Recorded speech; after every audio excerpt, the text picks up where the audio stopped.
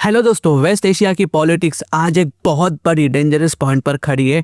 जो चीज़ नॉर्मली पर्दे के पीछे होती थी ना, वही चीज़ आज ओपन वार्निंग में बदल चुकी है। सवाल बहुत ज़्यादा सिंपल है।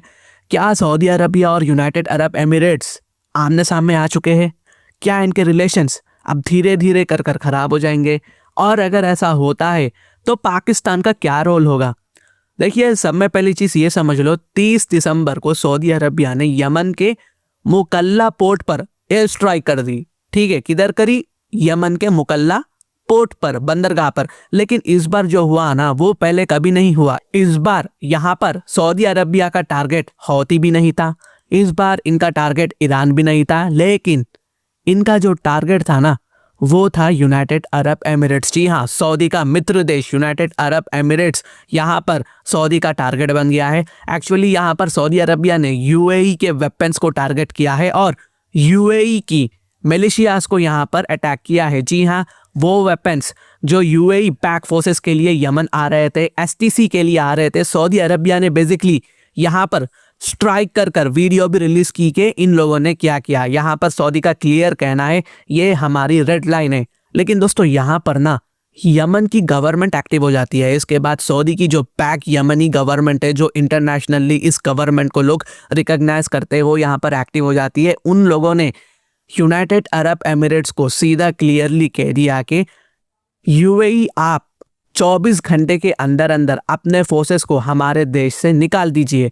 ये क्लियर कट यमन की सरकार की वार्निंग थी और यहाँ पर यमन को हुक्म मिला था सऊदी अरबिया की तरफ से, या तो यूएई तुम निकल जाओ या फिर कॉन्सिक्वेंसेस के लिए रेडी हो जाओ।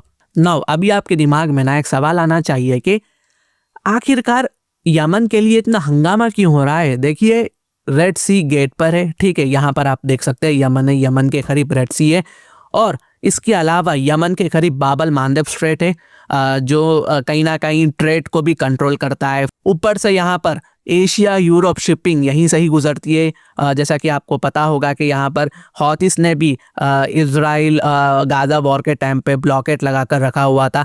ठीक है, जो यमन को कंट्रोल करेगा वो ग्लोबल ट्रेड पर अपनी पावर जमाएगा। इसलिए यमन सिर्फ गरीब देश नहीं है गाइस, ये एक स्ट्रैटेजिक गोल्ड माइन है जो सक्सेसफुल नहीं हुआ इंटरनल रीजंस की वजह से।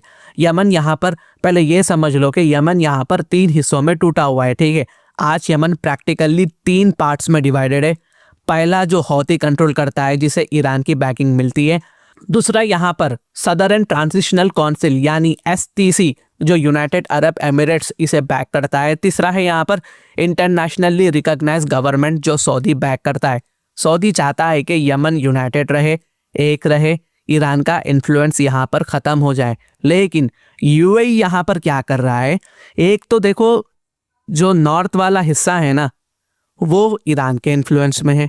जो साउथ वाला हिस्सा है ना, ये यहाँ पर यूएई इसे तोड़कर एक अलग देश बनाना चाहता है, साउथ यमन। यहाँ पर यूएई चाहता है कि साउथ यमन अलग हो जाए, अलग गवर्नमेंट हो यहाँ पर। लेकिन अभी आपके दिमाग में ना एक और सवाल आना चाहिए कि आखिरकार यूएई ऐसा कर रहा क्यों है?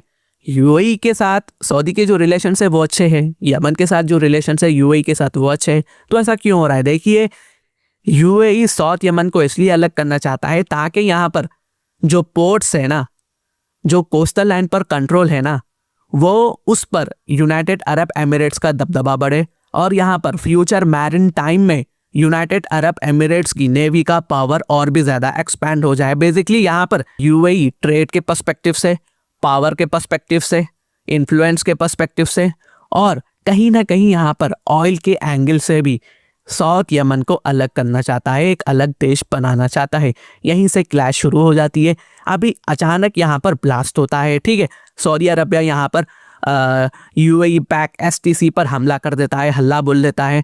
ठीक है, यहाँ पर एसटीसी क्या कर रहा था? जो सऊदी का जो बैक एरियाज थे ना, सऊदी अरबिया बैकेड एरियाज जो यमन के कंट्रोल में थे, जो सऊदी उसे बैक करता था, वो यहाँ पर कब्जा करने की कोशिश कर रहा था। इसलिए सऊदी ने बोला, हम हौती के खिलाफ साथ लड़ रहे थे, तुम हमारे ही खिलाफ क्यों हो जा रहे हो?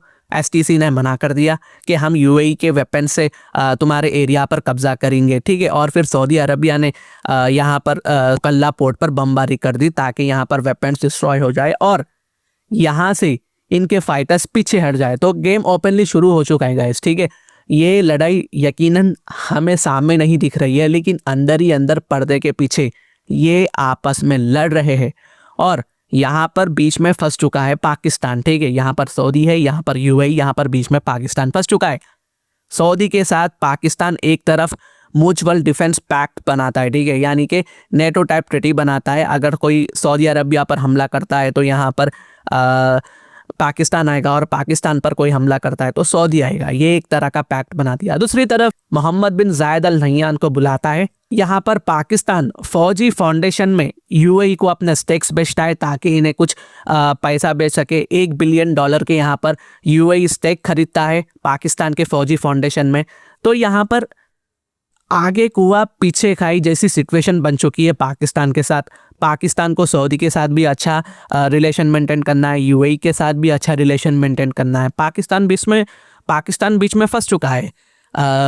पाकिस्तान अब सऊदी को नाराज़ भी नहीं कर सकता, ठीक है। पहले एक बार सऊदी अरबिया को पाकिस्तान ने ऑलरेडी नाराज़ कर दिया था, लेकिन इस बार पाकिस्तान सऊदी अरबिया को नाराज़ करना बहुत ज़्यादा मुश्किल है।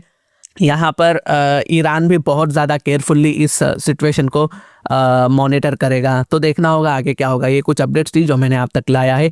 अगर मेरी वीडियो इन्फॉर्मेटिव दिखे तो इंटरनेशनल अफेयर्स के लिए आप मेरे चैनल को सब्सक्राइब कर सकते हैं। Thank you for watching, thank you for listening, and I always say God bless you all.